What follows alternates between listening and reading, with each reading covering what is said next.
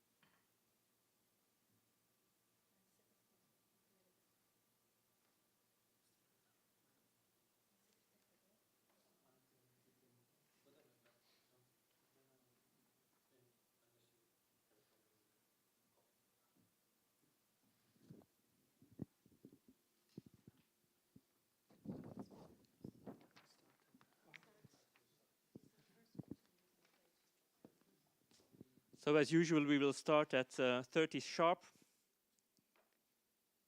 so that the people behind their screens know that we are here.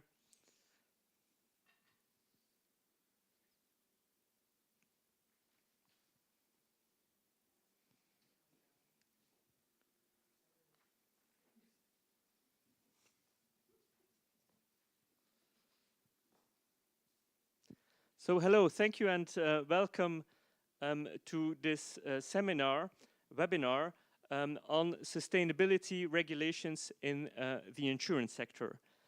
My name is Peter Vermeulen. I'm the Chief Legal and Compliance Officer of Foyer, and I'm with Diego in the steering committee of AIDA and also a member of the board of directors of ALJB. We are proud because this is the first time that we are organizing a hybrid event. This means that we have people here in the room, not too many unfortunately, but also about 75 people behind their screens. So to start, some practical information. So the presentation will go as follows. Diego will give a brief introduction on AIDA, about 5 minutes. Then we will pass the floor to Natalie, who will speak about the works of ACA, about 5 minutes. Then Anthony will introduce the subject about 15 minutes, and then we will have a roundtable of about 40 minutes, and afterwards a Q&A session, which means that we will be able to end at around 7 p.m. And we have here Nora, our timekeeper, to ensure that we respect this timing. Okay. So for the Q&A sections, of course, the people here can ask their questions during the Q&A sessions live. For the people behind their screens, you have at the bottom of your screen the possibility to ask your questions through the chat. You do not have to wait until the Q&A session. You can already type your questions now. For people also here present at PwC, and thank you, Anthony, for hosting this, if you want a certificate of presence, you just need to sign the list. So the slides and the recording will both be available on the ALJB website on the members section, so you can still see the presentation and see the slides. So this is it. Diego, the floor is yours. Thank you, Peter. So thank you for coming. You know, it's good to see like an in-person event after quite some time, at least for me. And so I need to introduce AIDA, just say a few words. And we thought about reopening an AIDA chapter in Luxembourg about a couple of years ago. And, it was a long process, but eventually, we succeeded. It's now a bit more than a year that we got the final confirmation from AIDA International that the chapter was finally formed. It was December 2020. And, it wasn't an easy time to do such an initiative because, what happened. But it was pretty successful, and it was successful because we had a very good steering committee, a group of professionals that really wanted to make this happen. You know, Peter, of course, he is here speaking, but there's also Nora and Mark and Marco that probably is listening from home or the office. And so I need to thank them because, I mean, we really worked together as a group and made it possible. And the idea is we want to create a forum where all professionals that are interested in insurance law can really get together. It's not important that, you know, someone is actually practicing insurance law, but it's important that there's an interest and can be contributing into the discussions that we're having. So we are part of ALJB, and membership of AIDA comes with the ALJB membership. But of course, if you want to be involved more actively in AIDA initiatives, then you just need to write to one of us, and you know, we'll make sure that you get involved. And you'll see we have a LinkedIn page and also a web page where all the events are published. So, you know, we just hope to see you and to read from you and to get you more involved. And I guess I am within my 5 minutes, right? Thank you, Diego, who is our founder and president of AIDA, so thank you for that as well. So, Natalie, thank you, the floor is yours. Thank you. Okay. So I hope this, okay. Good evening, everybody. It's a pleasure to be here this evening. And my name is Natalie Stevenson, and I'm going to give you a quick update on the work of ACA and our GT sustainability insurance regulations. So for those of you who are not familiar with ACA, we are the Insurance and Reinsurance Industry Association in Luxembourg. We have a broad variety of companies within our membership who are all impacted by sustainable finance regulations in various different ways. So towards the end of 2020, the working group has actually been in operation for many years. But towards the end of 2020, it was decided to narrow the mandate and essentially focus on insurance regulations coming out of the European Union. So essentially within our mandate, we're looking at the Sustainable Finance Disclosures Regulation, which sets out sustainable finance product disclosure requirements. Also the Corporate Sustainable Reporting Directive, which sets out sustainability reporting requirements for companies. And then finally the EU Taxonomy Regulation, which sits underneath all of these frameworks to essentially provide like a technical kind of mapping criteria. So that's the scope of our work.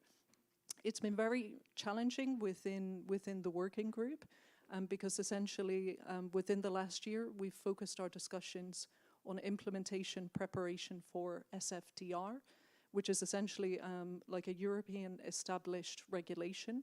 So they've intended to achieve maximum harmonization across all of the EU.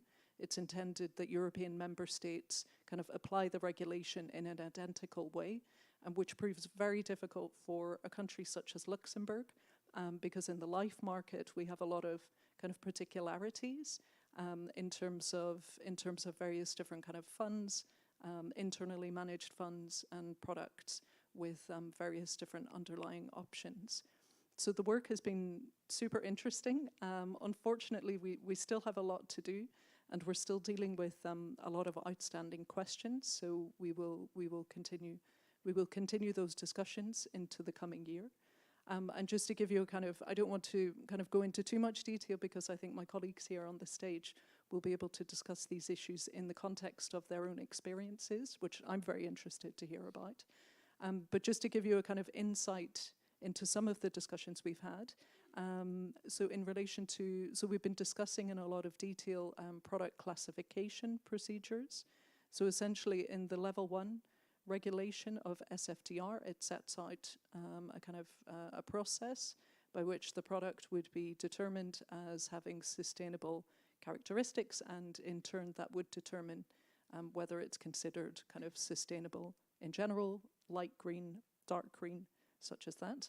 And within our group, there's various different kind of peculiarities with these with this kind of classification process, and possibly an ongoing classification process, because essentially with certain products, such as multi-option products, the underlying option can influence and essentially drive the classification process at the overarching product level.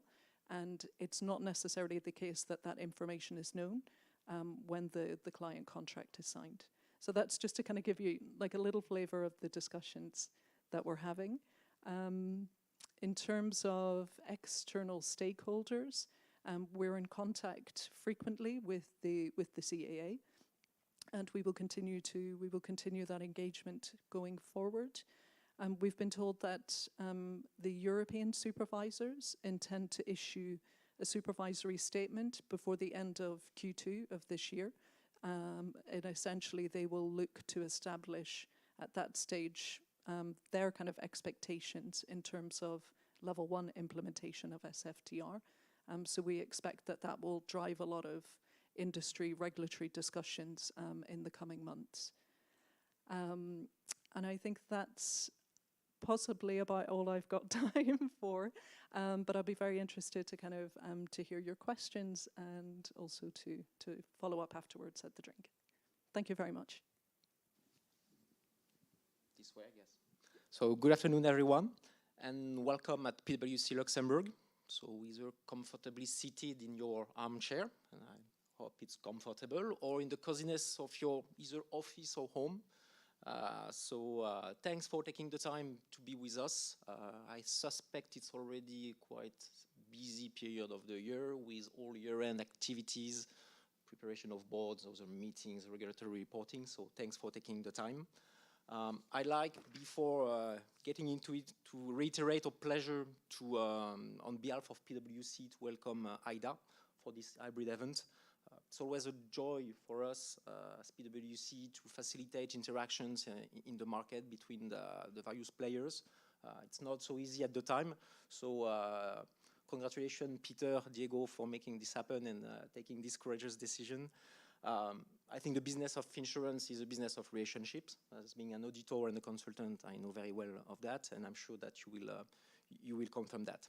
So in the next 15 minutes or so, I've been tasked with the daunting task to summarize a couple of already years of regulations, legislations, where we are today, and focus maybe also on a little bit of things coming your way, coming maybe our way, I could say, in terms of regulations. So a little bit of focus on that.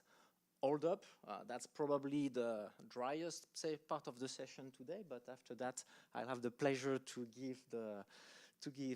interview Peter and Valerie for the more practical aspect, which I think is really the intent of that session, is to see how practitioners approach the ESG at large, and how from their own experience what they can share in terms of maybe not do's and don'ts, but traps and good practice maybe already.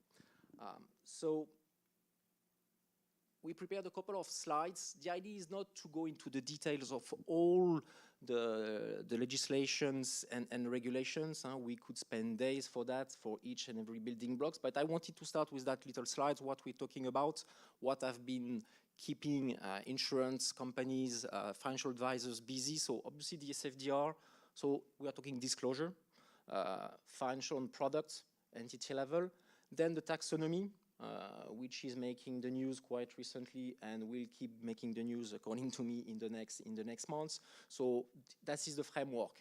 This is clearly the repository. So this one, this cannot be avoided. Then we have delegated acts with sort of mentioned MiFID, IDD, UCITS, AFM. So we are closer to business here, something that you will clearly see the impact, something that will be to be tackled quite quickly and adequately.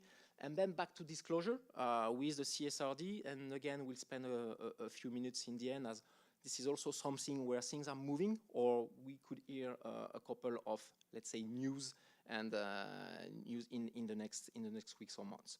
So that's about the key aspect we are going to discuss.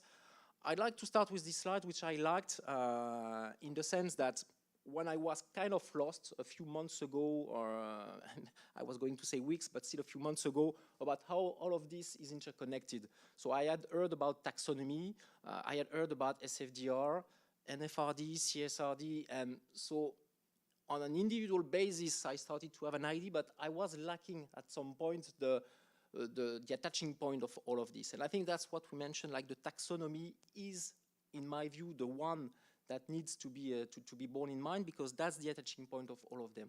The SFDR and it will add inclusion of taxonomy alignment. That will be the same for the CSRD. So that's where information will need to be found and used to properly execute, implement the SFDR and the CSRD. And so this is clearly here, and we have shown that in the upper right and the lower right with what will be impacted in terms then of disclosure from those regulations. So like we said, MiFID, IDD, UCITS, AFMD, EU benchmark, all of this is what comes your way and what you need to be looking at. So in case you have collaborator staff that are a little bit lost, I think that's a good slide to show. This is what to be looked at. These are the connections that you need to be making to be well aware and on your path for successful implementation of those matters. And then that's the main slide of that session. When we prepared is where are we? So obviously a good timeline from left to right I think is always a good starting point. We start in 21. We are not going to go back into 21. You have the deck will be circulated, and we have put for 3 of the main items what happened in 2021. The date of 10th of March I think is well known. Was with more or less success timely achieved by the different players, but I think now it's probably something that is well behind with the first level 1 of SFDR. So level 1 because the DAM level 2 is probably what is causing a lot of the trouble at the moment. I wanted also to mention Solvency 2, which you will find throughout the slides a couple of times, because from my perspective, it's probably one we are a little bit forgetting at the moment, but Solvency 2, so nothing to present about that, but this is also something that is quite severely impacted by the ESG, and that will also make maybe more the quantitative people busy, and we'll see that with more and more legislation, more and more literature about how Solvency 2 and the like of the ORSA will be impacted. So that was something that also put the rhythm to 21 with a couple of milestones in April and July, but maybe more on the technical side. So 1st of Jan 22, and if you are in the scope on NFRD, you probably know that with the taxonomy Article 8, that's keeping you already also busy. So the year started strong. So taxonomy potentially, this is something that was to be already looked at. So with the alignment reporting at product and entity level. If we move a little bit to the timeline, so Q1 with the CSRD, and we'll be back to that in a few minutes. There also could be some new things coming our way, some adjustments to this, so the Corporate Sustainability Reporting Directive, with some European Commission proposal and new announcements being made. So that's quite a milestone. Q1 around end of Q1, early Q2 22. Another point, and maybe more on the technical side, and if you've been on the PRIPS kit side, you know what I'm talking about, because that will be the, let's say, the heir apparent. So with the EET, something that will be crucial for the players in terms of collecting data when we come to SFDR, when it will come also, I guess, also for the IDD to collect information, to gather, collate those information and communicate. So with very recent news and with the Findatex that published, I think yesterday or in the last days, the template of the EET that is open for comment. Very technical, obviously, but something, and we will see in the next slide, and I'm sure that Valérie will touch base maybe on that a bit later. That is something to have on the radar. Q3, and August is usually like a lower activity month in the year. I guess this year with the IDD amendment and the MiFID amendment, that's the starting of something a bit bigger with the amendment on the IDD for to be more precise on 3 key items of the IDD: POG, conflict of interest, and revised adjusted suitability test, as well as target market item to be looked at. So that will dictate the third quarter in the middle of the summer. That's probably something players are working on or should be working on, as from our experience or from observations, those kind of projects will take some time to be able to be at the rendezvous in the month of August. Then, if we go fast forward, we'll probably reach the end of the year with the application of level 2 RTS SFDR, hopefully, that we will get from there. So end of the year 22 is really like the SFDR period of the year that will dictate then the year 2023, where as from January there will be a need to have implemented all of this properly. 23 is also the start of the taxonomy with the application of the technical screening criteria for the last environment goals. So that's same as this year, and so that will start quite strong. Also with the Solvency II and the application of extended Solvency II QRTs. So by early 23, that's clearly like everything will be in the mix with the CSRD that will unravel also throughout that year with an application date as from 24. We'll see. There's some chatter, there's some noise maybe about some delay in application of the CSRD. We'll see where we go from there, but a little bit more on that later. And then taxonomy also as from 1st of Jan 24 for the continuance of the implementation. So in a nutshell, in a couple of minutes, that's what's ahead of us, of you. So that's quite busy. There will be also more, let's say, dry and implementations, text in national legislation and so on that will arrive. But this is something that will be followed up closely by ACA, by working groups, regulators also. We'll see. Maybe our regulators will also come. Sorry, Peter. Thanks. We have a timekeeper, and a mic keeper, which is great. So. Just wanted to highlight what I call a sympathetic challenge, and I know that Valérie will also touch base on that. There's a flurry of those legislations with different implementations, different dates when they come live, where we have the text, when we have the level 1, the level 2. Just in one little slide here, like I said, as from August, we have some changes and some information to be provided to prospect future policyholders. So meaning the need to gather information, to collect this information, to put that into format, but not necessarily all text and all information is available as of today on how to collect this data, what it will look like, what's to be the reliability of that data. So that's what I call a little bit the chaotic timeline with some chronology that doesn't fit really well to make sure that you will be able to meet your requirements for certain legislation. And here I'm more particularly talking about the IDD. So there will be the need for some turnarounds. There will be the need for some planning. Maybe that will be partial. Maybe that will not be the final situations like that will be up and running in the longer run, but there will be a need to plan for that and to have some contingent scenario to be able to meet the requirement as best as possible. So what's to expect in the next months? Very briefly. So obviously finalizations of the RTS for the SFDR, which is long awaited. So as we said a few minutes ago, probably by the end of that year. So which will probably close most of the issue with the SFDR, hopefully. Continuation of the taxonomy work. So we have a set of 4 TSC objectives that is going to come after the first 2 early 22.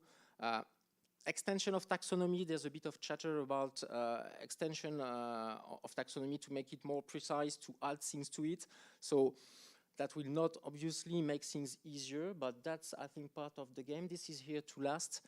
And like we said, the taxonomy is the keystone central to that whole framework. So nothing that could be avoided.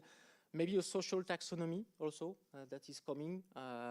So that will, again, probably another layer of complexity, but something that makes sense in the grand scheme of things, I guess, of what is pursued here with the ESG at large.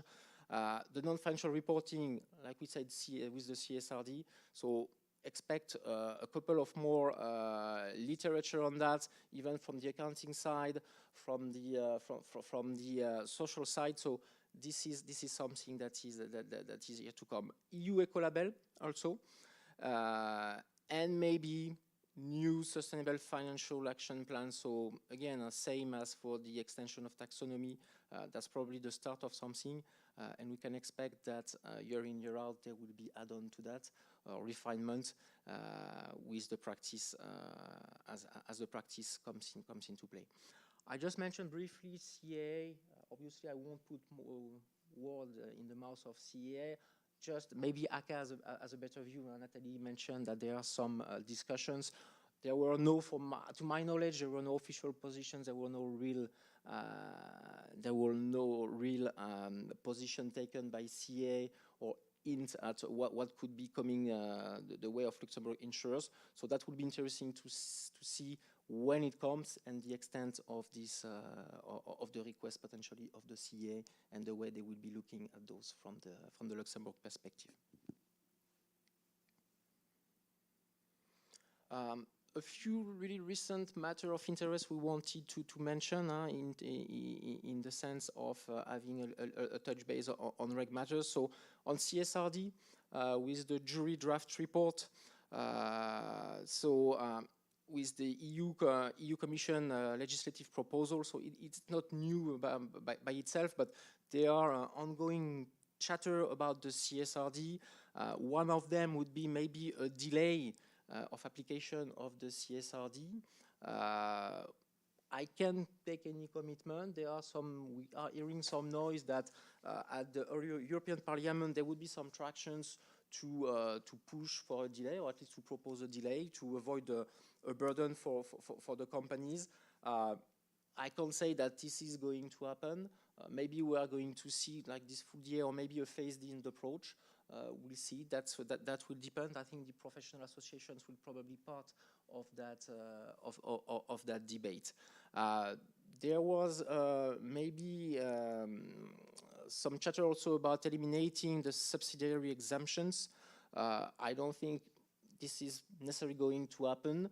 What we are hearing also is that there's quite some debate about defining some high-risk sector for the CSRD, and that the insurance and banks might be in the scope of this, so which could maybe, as a consequence, extend the scope of companies that would fall in the scope of the CSRD. So not making things necessarily easier and even increasing scope. So we expect that by the end of this quarter, this jury report, so we will hear more from this and have a little bit more clarity. One recent piece of news, obviously also, and made quite a stir, is on the taxonomy side with the complementary delegated act. We all heard recently that nuclear activities and fossil gas activities were included now in the taxonomy. So I won't comment on that from a personal basis. Everyone can make its own opinion.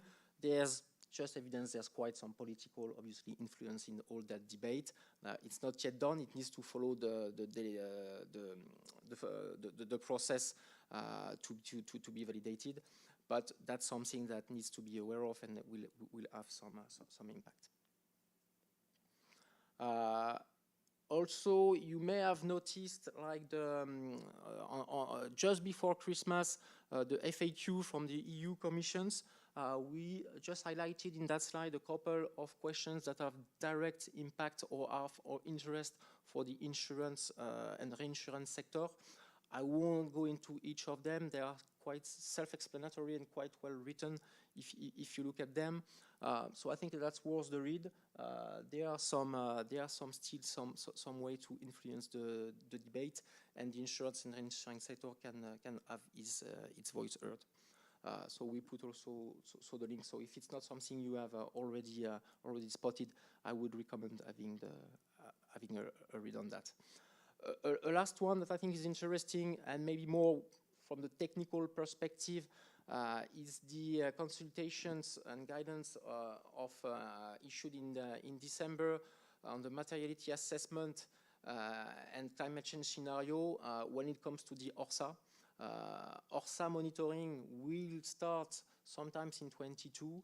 We can expect that regulators will be looking at that, and I guess that CA will be looking in those and expect that ORSA are enhanced, or at least with some ESG and climate-related items quite quickly. So this one was a read. It's quite practical. It's a bit long, but it provides a lot of good illustrations and practical exercise. The conclusions are quite, let's say, as expected.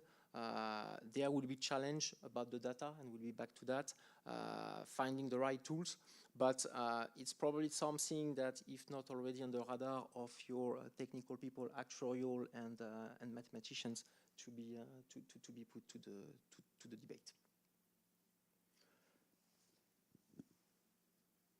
And this is, and I'm the first one to not respect my timing. Sorry, Nora, but I'm sure that now we will catch this up. And now I'm turning to Peter for the first question. Peter, about the more practical aspects of the FCDR, and if you could just maybe, Peter, start with telling us a little bit about how these sustainability regulations have influenced your companies. And if we start with what is probably keeping you very busy at the moment, is the SFDR. Well, thank you, Anthony. Yes, indeed, SFDR, it's all about disclosure, in fact, as you explained. And why do we have, in fact, this regulation? Because the European Green Deal wants to reorient capital flows towards sustainable investments. And where do we have these capital flows in the insurance business? Well, I think at two levels. First, insurers are important institutional investors, so their own capital flows are impacted. But second as well, insurers are also distributing savings products, so these insurance-based investment products. So when insurers are giving advice to their clients on which savings product to invest in, well, they can also orient capital flows. So we have at two levels, at the institutional investor level and at the distribution level on the savings products. So this means that we are on the life insurance side, so non-life insurers are not impacted by SFDR. And I think SFDR is also there to give people a certain comparability. So if you want to have a savings product and you would be asking yourself, am I going to Foyer or am I going to La Lux, for example, then thanks to the disclosures Foyer and La Lux are making on the entity level and on the product level, normally a consumer should be able to decide which product, which insurance company is orienting best capital flows towards sustainability. So that's as an introduction. So how did we at Foyer implement SFDR? So the level one, not too much in detail. So first maybe on the entity level. So we published a document on our website, as we need to do, which we called Sustainability Declaration. And there, in fact, we detail all the regulatory requirements. And I propose to start to follow, in fact, the articles of SFDR and start by Article 3 SFDR. And Article 3 asks us to inform about sustainability risks on two levels again. On what are the sustainability risks of Foyer as an institutional investor, and how do we manage sustainability risks as a distributor of these financial products. Well, you will probably talk about it, data is a problem. So as an institutional investor, we disclosed our sustainability risks in that we explained that in fact we work with an external data provider, and they give us information on each company in which we invest, so each line. And each investment gets a score from this external data provider. It is green, yellow, or red. So the way we manage our sustainability risk as an investor is that we are disinvesting from all investments which have been labeled red. So that is what we said about managing sustainability risks as an institutional investor. Then second, as a distributor, how do we manage sustainability risk? Well, I think the highest risk for the moment is greenwashing. So we should imperatively avoid greenwashing. So that is where we put our focus. And secondly, what we are also doing now is we try to inform our agents network about these regulations so that they are aware of what is coming. So that is Article 3, how do we manage the sustainability risks. Then Article 4 is about the principal adverse impacts of investments. And what is a principal adverse impact on sustainability? Maybe let me illustrate it on the product level. So, well, we will be talking about different kind of products. Natalie mentioned them. We have light green products, dark green products, but we also have standard products, call them white products. But even in standard products, there might be some brown investments in it. And SFDR asks us to disclose brown investments. So if, for example, Foyer would be distributing savings products, and this savings products would be investing in thermal coal plants to produce electricity. So if you use thermal coal plants to produce electricity, this is very polluting. So this is a brown investment. So if this was the case, we would need to disclose that. This is a principal adverse impact on sustainability. You as a consumer should know that you are investing in coal plants who are producing enormous CO2 and impacting the environment. So this is Article 4, principal adverse impacts on the product level, and also as an institutional investor, we would also need to disclose such brown investments. But as indicated, when you manage sustainability risk, normally you exclude those really brown products. So this is Article 4, and then maybe Article 5, maybe also political, is remuneration policy. So SFDR also asks us to align our remuneration policy with sustainability risk management. So this means that also employees need to be, or agents need to be incentivized to take into account sustainability risks.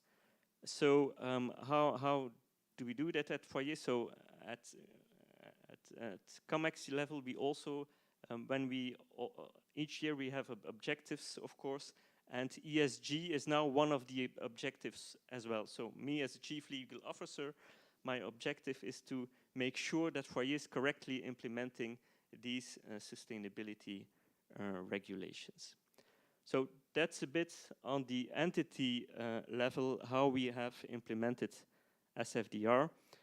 Just a few words on product level.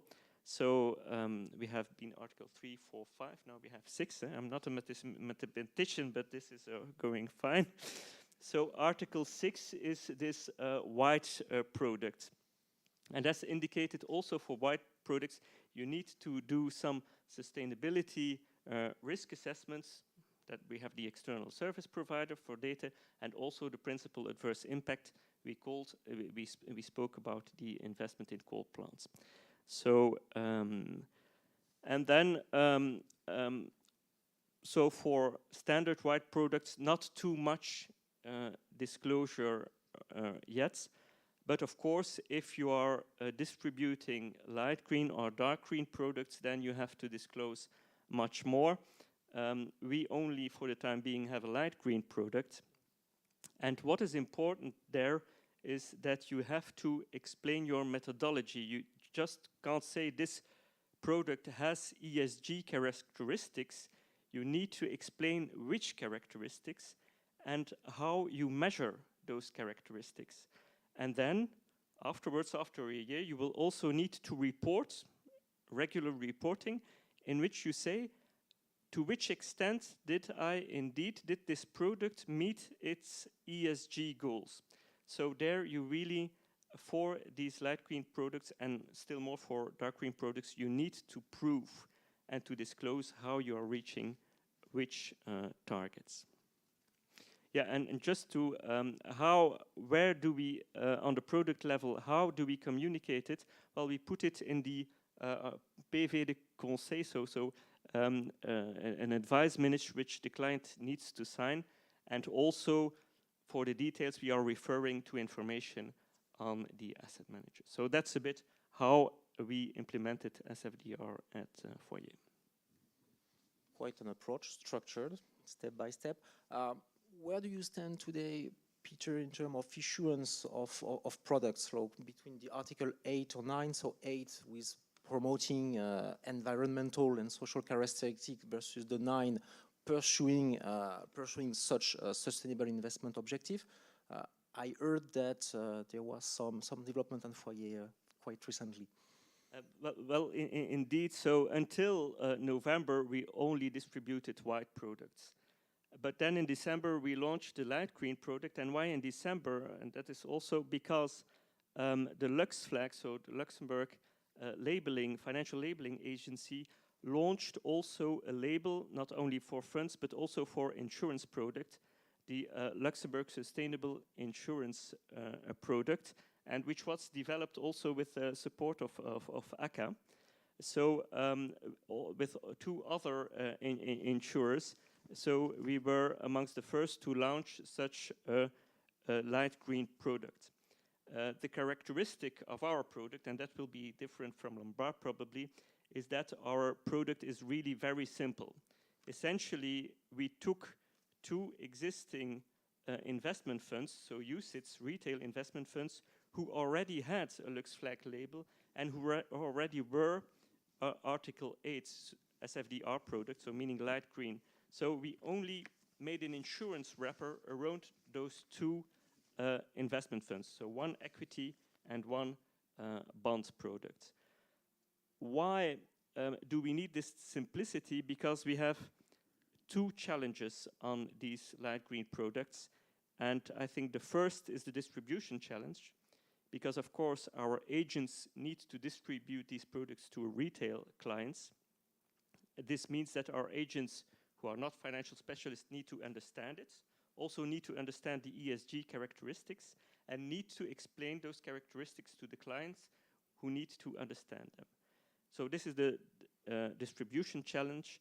And second is, of course, the reporting challenge. So we need data to report. So because these 2 UCITS funds are promoted by our internal asset manager, so we have access to the data.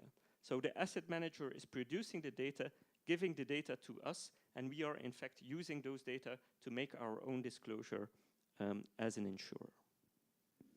And are you seeing already an uptick in interest from your clients? And you mentioned the agents also not being specialists. So how are those 2 worlds interacting? Do you see actual results already?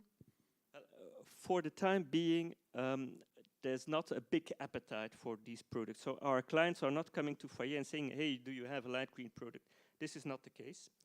But I think this will change in August, because you mentioned that IDD will be amended in August, which will mean that then we will need to ask our clients which are their sustainability needs. So we will need to ask the question to the client, do you have sustainability needs? And then I think a number of clients will say, yes, I would like to have a product with ESG characteristics. And then if you want to propose a suitable product to your client, and we have the obligation to propose a suitable product to our client, then we will need to propose a light green product to the clients. So not a big interest now, but that will probably change in the summer. Thank you, Peter.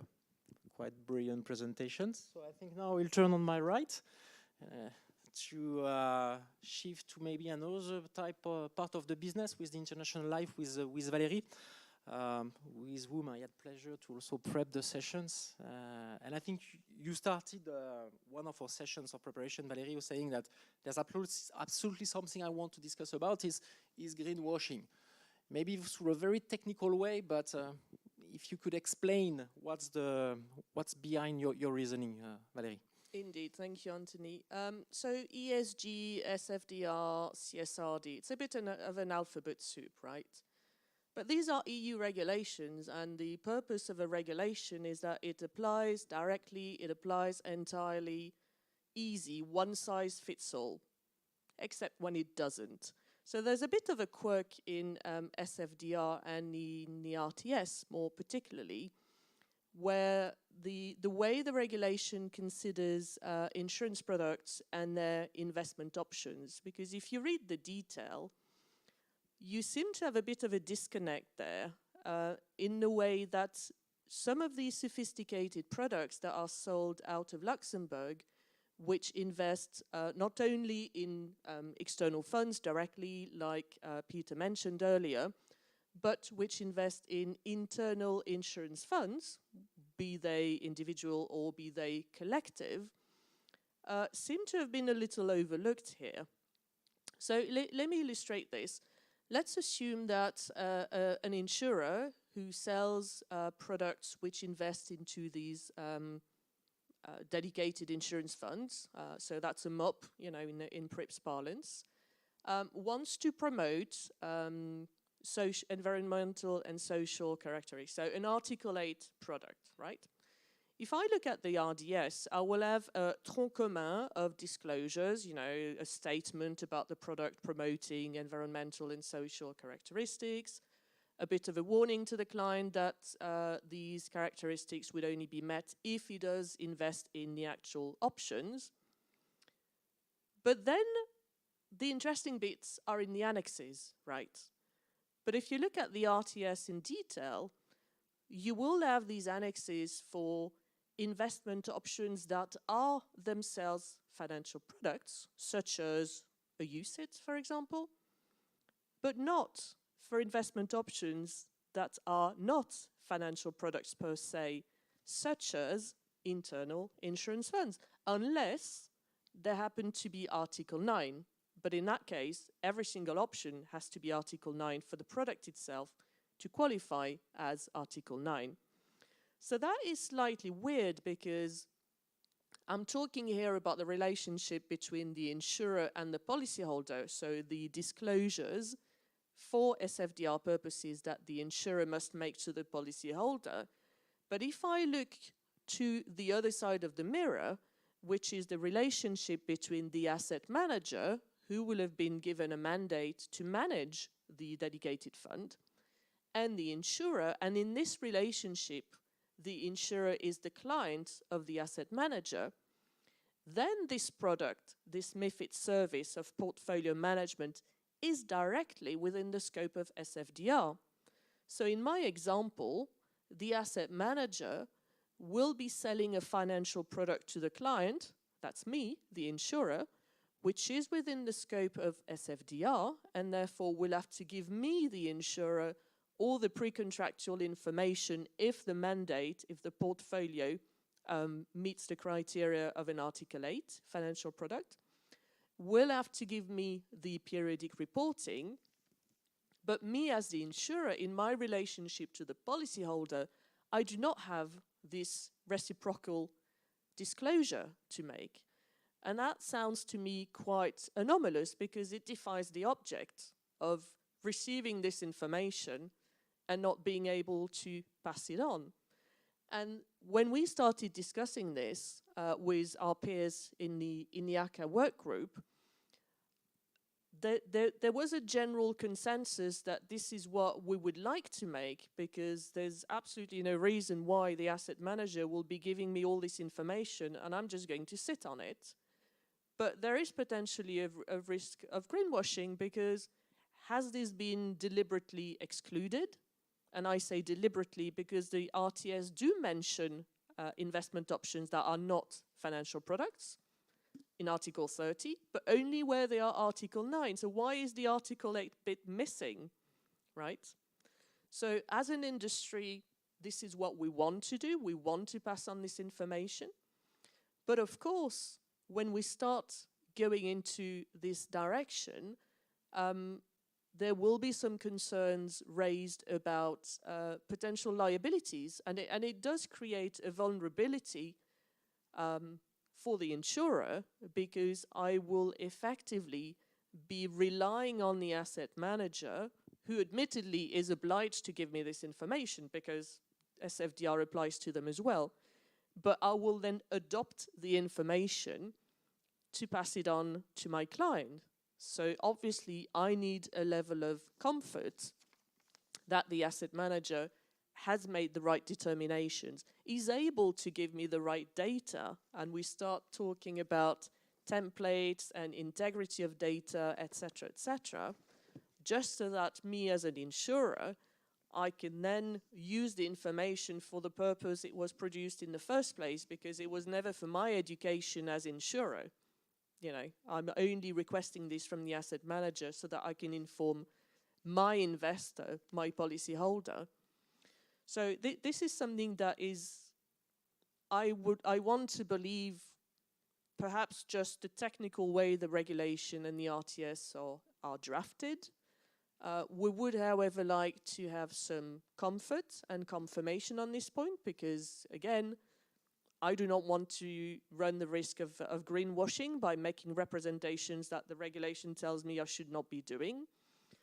But that's not just a problem for Luxembourg, by the way. That this is something that is also going to affect life insurers selling this type of sophisticated product from other jurisdictions. So this is probably something that EIOPA should opine on.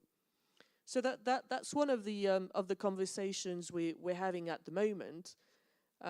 The other one we're having, and that's a indirect connection with the slides that Anthony was showing earlier, is timing.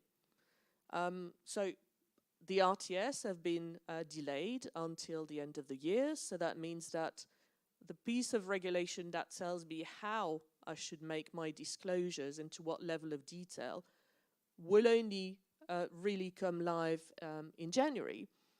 But at the same time, the amendment to IDD, which is, you know, apart from the PUG and the conflicts of interest, I'm more interested in the suitability. So that's the bit where I'm being told to assess the suitability of the products I am potentially recommending to a client. And as from the beginning of August, I should ask the client what his preferences are in terms of ESG. But at the same time, the regulation defining the pre-contractual disclosures I need to make, if he does show an interest in ESG, will not come into force until 5 months later. So how does that work? For me, it's slightly illogical that these two should not work in sync. So I can only hope that this is being recognized and that the entry into force of the acts amending IDD and MiFID, by the way, will be postponed as well. Because we simply are going to have an issue if a client says, yes, I am really interested in ESG, and I'm not quite sure what I'm supposed to give him in terms of pre-contractual disclosures.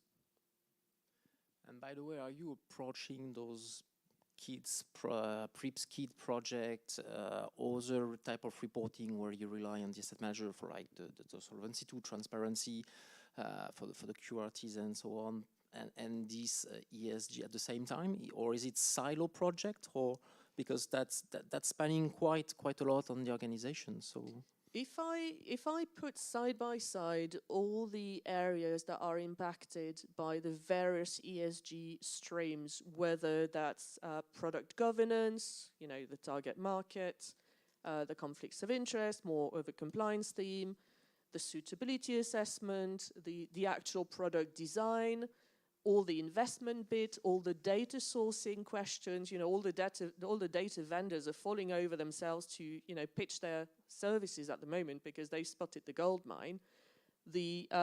All the entity disclosures with CSRD, nearly every single department in the company is impacted one way or the other. And let's not forget Solvency II, which is a bit dwarfed by all the product stuff, but it is still very much on the agenda.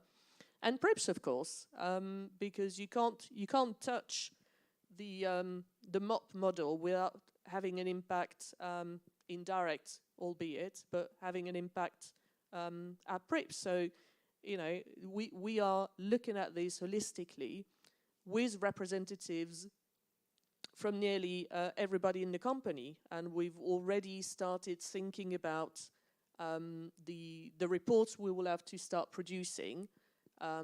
So early 2024 for 2023, and thinking about our first ESG reports, because so far, and I think this is true for a number of players in our industry, we made, the disclosures we had to do for 10th of March were a bit of a placeholder, right?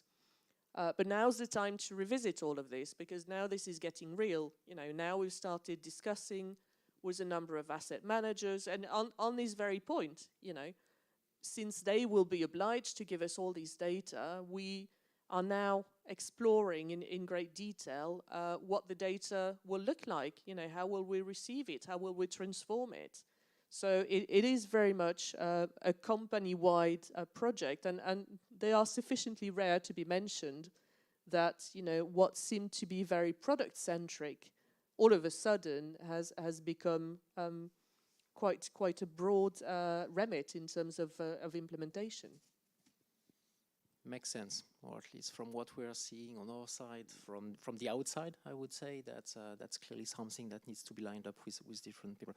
But by the way, Nathalie, at the ACA, also between the different working groups, is it something to make the link, like to have all those groups in sync, or not yet? It's kind of difficult because with the different regulations, they're all following different timelines. So we have, within the sustainability group, we're looking at essentially those three frameworks that I mentioned. Increasingly, we're looking at the impacts on non-life companies. Then separately, we have a group looking at Solvency II. So that's all of the issues arising out of the ORSA amendments and the new powers for EIOPA with regards to examining sustainability-related issues. And then also we have separately insurance distribution groups, which are analysing all of the different impacts from the delegated act. So it's kind of, in order to get all of the experts in the right place, we have to have different groups, and the legislation is following different timelines. So we really try our best. But Thank you, Nathalie. I'm turning to Nora.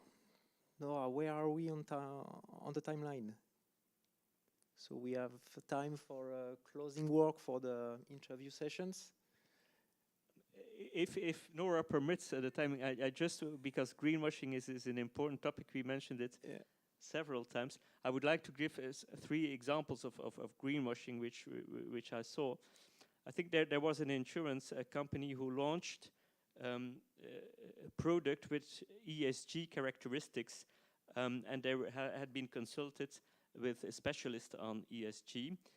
So this, in fact, even if they didn't say it, it was an Article 8 SFDR product. So I went on their website and I was looking for the disclosure on their methodology, and I didn't find it. So if, as an insurer, you launch a light green product but you don't have the disclosure on your website describing the methodology, then you are greenwashing. Second example, and then that is from ourselves, I mentioned that we made an insurance wrapper around 2 light green UCITS funds. Well, when this asset manager presented, they called, in fact, the funds sustainable equities and sustainable bonds. And they presented it in Belgium, and the FSMA said in Belgium, look, you cannot use this name sustainability, sustainable bonds and sustainable equities, because sustainable is for a dark green product, in Article 9. So yours is in Article 8, so you cannot use sustainable. So we as well, we need to name our, we should avoid sustainability, naming a product sustainable if it is not Article 9. That's a second example on the product level. Maybe a third example is on the entity level also. So we at Foyer, we put solar panels on our roof. And then the question, marketing, shall we communicate on this? We are really green with our solar panels. But then you have to be aware, wait a moment, these solar panels only produce 5% of our electricity consumption.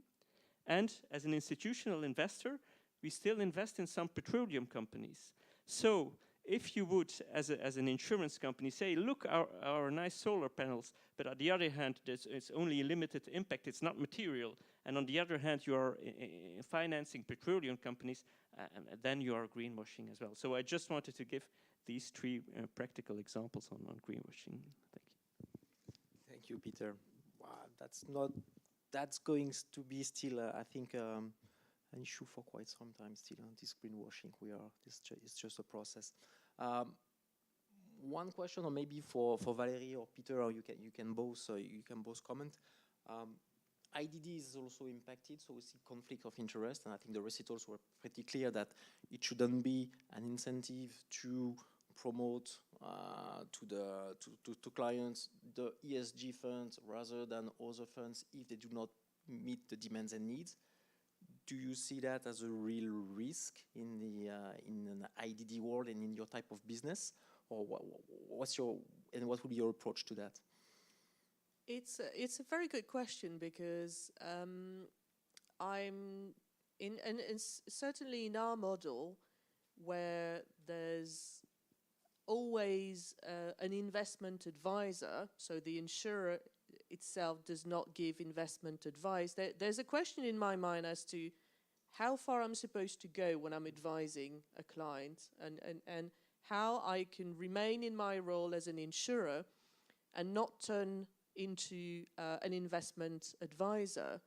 And in particular with ESG assets, because we have there is very little history about these assets. So when I capture the suitability requirements and the client tells me, yes, I am interested and I want my money to go into investments which are ESG friendly, to put it this way, am I supposed to just take it at face value and say, well, great, there's these, 100 funds and they have this label, so, feel free and you can pick up these? Or am I supposed to give a warning, because for all I know, these funds might be still more expensive, or maybe the returns are not quite on par? So the question is there a trade-off today in selecting that type of asset? And should I be making a specific disclosure? And again, how do I remain sufficiently away from actual investment advice, and not start making recommendations that, quite frankly, are not within my expertise? So for me, this is a real issue. This is not something I've quite worked out. How neutral we still need to be, but still advising the client in respect of the policy, but not down to the choice of the assets. Some brokers in the room, so maybe that's the point for discussions after. From the Foyer perspective, with such a big network of agents, do you see some risk, Peter, on your side? Well, from the IDD side, we are only distributing this retail product, so there's not really a choice for the client. He can just choose a bit more bonds if he's a conservative risk profile, or a bit more equities. So this is more simple. And also from conflict of interest. So I think the agents, in fact, whether he's now selling an ESG or a non-ESG product, or a dynamic investment profile or a conservative, the commission is always the same. So in that sense, I think we are avoiding conflicts of interest, or I think the agent can really concentrate on the needs of the clients. So. Okay. I think we are nearing the end of the main session, so may I ask each of you maybe a closing word about ESG, or how you see that for the insurance sector, or your wish for the sector on the impact of the ESG? Thank you. I think, first of all, kill the greenwashing, that is clear. And second, I think the non-financial reporting will become almost as important as the financial reporting. And why is that? Because I think we are realizing that, companies are not only there to maximize profit for their shareholders, but companies and insurance companies also have their responsibility in society. So that's a reason why they need to be also doing non-financial reporting. I think what's important in the non-financial reporting is to anticipate what will come, because there will be some key performance indicators. And if you are really bad at some key performance indicators, if your ESG scoring as an insurance company or as any other company is bad, this is really a risk, because some partners, some employees may no longer want to work with you if you have a bad ESG scoring. And just an example, which I identified at Foyer, one of the KPIs is board gender diversity. So, and we are not really strong on that one, many men on our boards. So Foyer is now looking for female board members. So anticipate the non-financial reporting. This is critical. Thank you. Thank you, Peter. Nathalie. Maybe just very quickly, as we've discussed throughout the session, unfortunately, there is more regulation to come. So we're doing our best to essentially break that down into more bite-sized pieces to try to give companies as much forewarning as possible. So just my advice would be to stay connected to the various different groups which are available in Luxembourg and discussing these issues. Thank you. Very clear.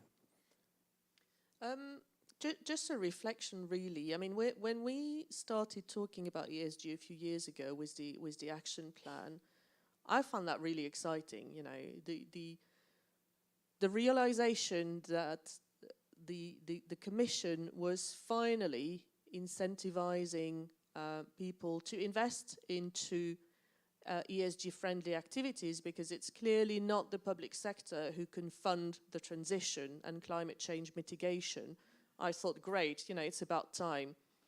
Today, I'm a little concerned that we've lost sight of the forest for the tree, because we are multiplying again the disclosure documents, and I think there are too many and too much information and duplication already. And I'm just hoping that adding yet another few pages to my pre-contractual disclosures, and so hitting the client with another wall of text, is not going to muddle the message, drown the message, and put off people. The intention is laudable. Yes, of course, we need to tell them why the investment has certain characteristics, and we need to be accountable. And that involves reporting on, you know, how these objectives were met. But I'm very concerned about the ability of a retail client to absorb and understand and make the right choices if we simply keep on piling the documentation. And every consumer testing run by EIOPA or the Commission has already proved that if there's, you know, more than an A5 document, then that's probably too much. But what do? We keep adding a few pages. So I'm a bit concerned about a long-term trend here. And I think past performance to the... Oh, don't get me started on this, please. Not the past performance. For the drink, I will. Peter, I think we reached the end of that section. Do you want to? Yeah, so now there is a Q&A section. So just, est-ce qu'il y avait des questions sur YouTube? Pas de questions sur YouTube, mais in the public, Elisa? I see that there is a representative of ACA, and we talk about the discrepancies between the disclosure of the information on the timelines. First, I'm not so familiar with insurance sector. I'm more familiar with fund industry sector, also in ESG. And I was wondering if Commissariat of Assurance is playing a role first by issuing guidelines as regards ESG, or it's only ACA? And are you considering at ACA level to issue, I don't know, guidelines about these timelines and discrepancies, proposing solutions to the market or not? And if Commissariat is playing a role as well? That's my question also. Okay, these are not easy questions. Maybe it's political, I don't know. No. So I mean, just to recap on something that I mentioned in the presentation, certainly the sustainable finance, the SFDR disclosure circulation is essentially set at the European level. So the draftspeople of the regulation are the European Commission, and the regulatory technical standards, the draftspeople are EIOPA. So essentially, I kind of get the feeling that there have been some countries where the national regulators have come out with communications. Those communications have been pretty high level, and to date they basically repeat information which is already in the public domain. So I have the feeling, certainly on the supervisory side, that there's caution in terms of going one step further and trying to define things which have not yet been defined at the European level. And essentially, I think I'm sure that there have been other pieces of European regulation which have gone through the system, but certainly in the current day, this one has been particularly complicated, not least because of the delayed time frame. In terms of the delayed time frame, so we had, via our membership to Insurance Europe, we have the opportunity to lobby at a European level. So what we've been doing is following their discussions and really kind of, pushing forward the Luxembourg message, trying to find allies in other countries who will also support that message, and making sure that those messages are consistently shared with the CAA and with the other political representatives in Luxembourg. So the intent is to just gather momentum and to try to put pressure on at the political level to adjust these timelines so that they're all running in order. So we had some good news on the SFDR timeline. It took quite a while for them to make the necessary adjustments, but I believe on MiFID and IDD we've heard that there's a political will to continue with the current time frame, which is implementation middle of this year, although the industry continue to keep pushing. Also amongst the other industry associations, so the banking industry, the investment funds management industry, we're all joining forces to try to send a consistent message. And then lastly, I believe you asked if ACA would issue any guidelines or policies. I think for the moment our first step is engagement with the CAA. And as I said before, with EIOPA's supervisory statement, which will be coming out, we anticipate that there will be a bit of momentum on the regulatory side to start to establish themselves what is expected. But again, within those discussions, we're still just talking about SFDR level 1. So we still have a lot to do. There are some political discussions going on within ACA which haven't yet concluded with regards to the treatment of, oh gosh, Valerie, I might need your help. The treatment of products which are not considered to be financial products. So in the case where an underlying option triggers the identification of the product as having sustainable characteristics, there is an outstanding issue over how to treat product level disclosures of those products, because essentially SFDR is targeted at financial products which are regulated under other financial regimes. So other providers will be required to give that information to the insurer as part of their own obligation. So there is an outstanding question with regards to, what do we do with product disclosures in those situations. And we've heard that in some countries it could be that the national supervisor is looking to treat those non-financial products as SFDR regulated. So there's still a lot to figure out, and we can only just kind of keep discussing and keep pushing. Yeah, I hope that answers your question.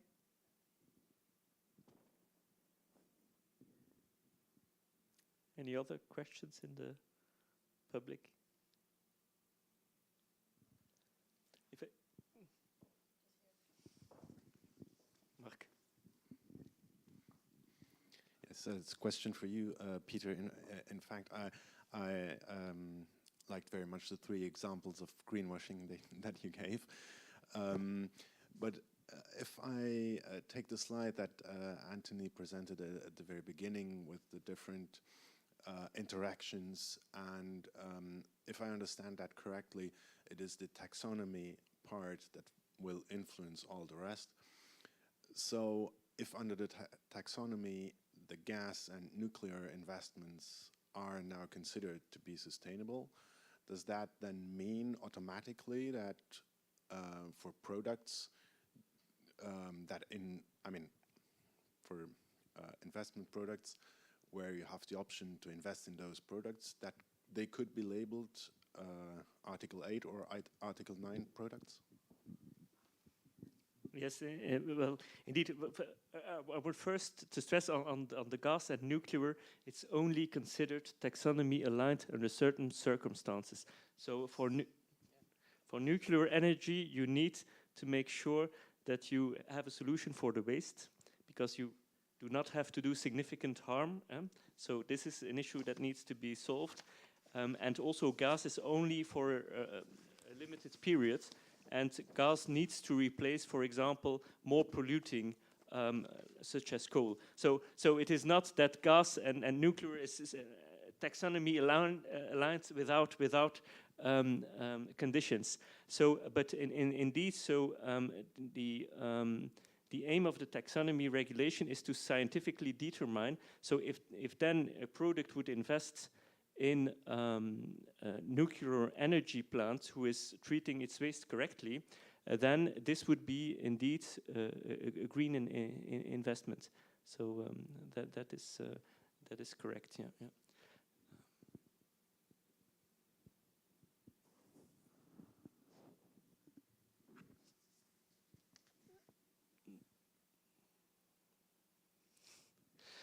I just wanted to say the specificity about the insurance sector. I think the insurance sector is more impacted than most other sectors with the climate change, because both sides of our balance sheet are impacted. So we discussed about the asset side, where we are big institutional investors. So certain investments, we talked about petroleum companies or some, might lose some value, stranded assets. So there's a risk on the asset side. But of course also, and this is especially for the non-life insurance, we didn't talk about that much, because the risk they are subscribing as well become more high risk due to the climate change. And really in Luxembourg, we experienced that as the Luxembourg non-life insurance. So back in 2016, we had really floods in the Ernst Valley. So this was a big issue. Then we had a tornado a few years ago, and last year in 21 we had the biggest claim in the history of the insurance with these floods. So also on this passive side of the balance sheet, we really have risks as a subscriber, and I think our task as an insurer, non-life insurer, is to protect both the people and also the economy against these impacts of the climate change by really providing cover. And I think there the challenge is the insurability. So premiums will become higher because the risks of climate change will become higher. So this is really a task as a non-life insurer to protect against the effects of climate change. That's probably where we would expect the regulator to be jumping in, maybe in this whole ESG debate, from my perspective. But that's a very valid point, like the insurability and mutualization. That's there's quite open question on that.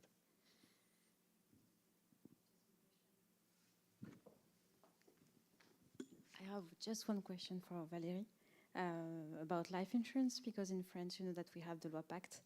So I'm just wondering if the experience with the Loi Pacte could be used for ESG and all the things that we have to implement for the years coming. Oh, I love France. Then again, I'm French, so maybe that's why. It is a very interesting example, actually, because France pretty much decided to go it alone, yeah? Why wait for SFDR and all that jazz? Oh, yeah, let's impose our requirements, and you're a foreign insurer, well, I don't care, you're going to do what I say anyway. Typical French, right?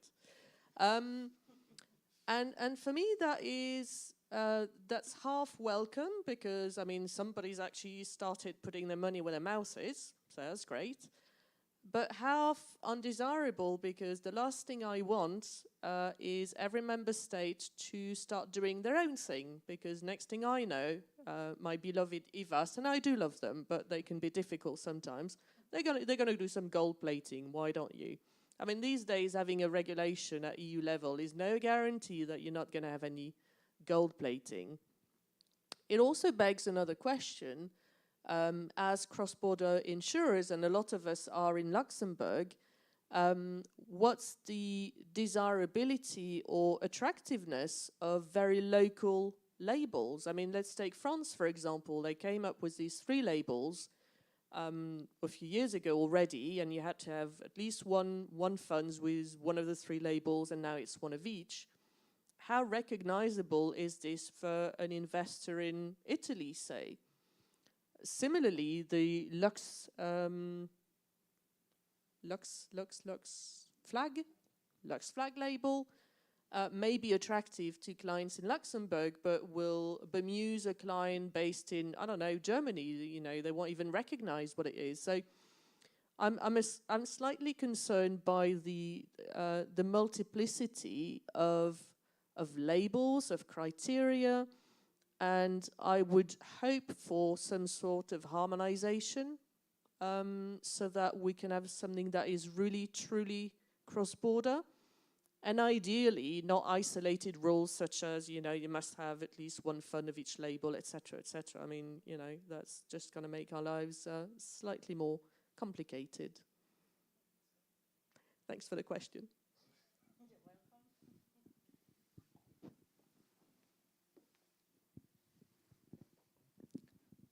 So, David. David. Oh, no. If I may, Valérie, I think ACPR has published a note on July very recently, and they criticize a lot the labeling.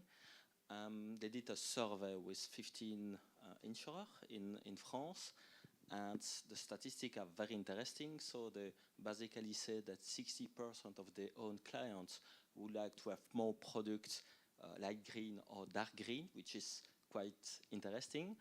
And about the greenwashing as well, the main risk that they have spotted is that there's a lot of press release, very short, or radio, I would say, speech, or very short publicitary advertisement done by insurer or broker, whatever, which are misleading, I would say. So it's a note of 2 pages, but there's a lot of statistics within, and it's quite interesting as well. And they describe as well their own law act and what have done the insurer with that law, and compared to the SFDR regulation. So it's very, very interesting, I think. My view is that sometimes I would say the fund industry and the banking industry is progressing on a different speed than the insurance industry. If you have a look about the disclosure and the statement, I did it, I pass hours on that. Sometimes it's difficult to find it. Not always, but sometimes it's difficult to find it. Sometimes they simply, right now, today, does not exist. Or sometimes you can see as well what we name dark pattern. So you have so many cookies or pop-up that it's in a way misleading, or you are forced to open a Windows where at the end you cannot really read what you want to read. So I think there's a lot of progress to do. I'm talking not about the insurance industry, but as well about the banking industry, the asset management industry, and so on. So I think that it's the beginning. The regulator, not only in Luxembourg, but as well in other countries, are in a quite, I would say, strange situation, because they have not, I would say, draft the regulation. but they have the power of sanction as well. So right now, I would say that it's difficult to provide guidance, and my advice, if I may say, is that it would be good that each own sector provide its own guidance, and not waiting that someone will give it the guidance, because then you will have the rules, and sometimes it will not be a rules difficult, easy to apply, I would say, in terms of cost, but in terms as well of timing and so on. So I think SFDR taxonomy is quite complex, that's for sure. It should take into consideration as well the draft RTS. However, I think it's quite clear in a way if we have read it a little bit, and I think it's just do it. It's interesting that the ACPR has already had a review and an opinion on the subject. In a way, we're fortunate because this has been going on for, this is going to be the 3rd year now. So it's a bit of a test run, really, for the rest of Europe of, how one country decided to go it alone and their assessment after a few years. The other criticism I read a lot recently, and that was concerning the banking sector, because again, they're a bit ahead of us on this, was the cherry picking. And that very much sounded like what you were talking about earlier, Peter, that, you'll talk about the solar panels, but not about the diversity and inclusion issues, or the fact that you're still using a lot of, single-use plastics, etc., etc. And that seems to be something that regulators have picked on quite significantly in order to start giving some guidelines. And in a way, we will be producing our own guideline for the industry with ACA, because as I explained earlier, there seems to be some holes in the regulation, or a matter of the kind of sophisticated products we sell from Luxembourg not being quite thought through for the regulation, that we have to. We have to fill in the blanks and decide as a sector what we're comfortable with, what we can deliver, and of course work hand in hand with the regulator to come to them and say, look, here's our proposal, and they need to be comfortable with that as well.